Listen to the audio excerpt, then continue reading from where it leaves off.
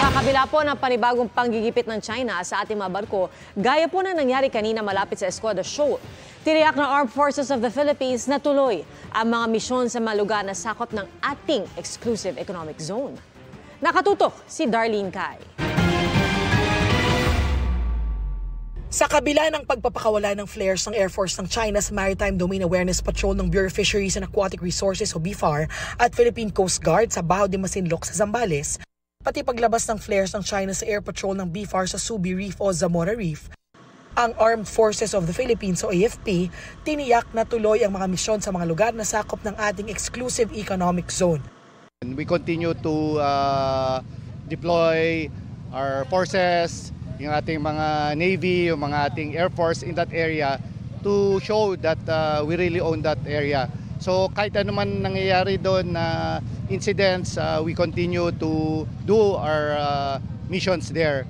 That's why we're asking the Filipino people to support us.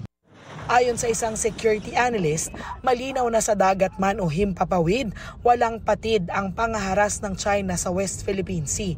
Kanina, ang BRP datos sa anday ng BFAR ilang beses ulit binangga at na water cannon ng mga barko ng China Coast Guard at ginipit ng Chinese maritime militia vessels malapit sa Escoda o Sabina Shoal na tinatawag ng China na Xianbin Reef.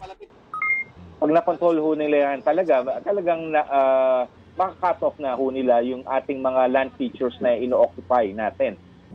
Mahalaga raw na palakasin ang ating mga puwersa at paigtingin pa ang mga estratehiya ng pamahalaan sa pagbabantay sa West Philippine Sea, lalo't posibleng lumala ang mga ginagawa ng China. Hindi na lang flare ang kanilang pakakawalan. Mangyayari kaya, posible kaya mangyari yon, Doc? Gigil na po sa atin eh.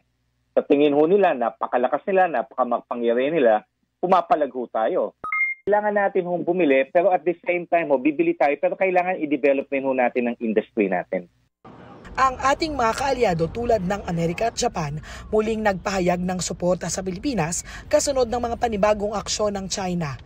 Para sa GMA Integrated News, Darlene Kai, nakatutok 24 oras.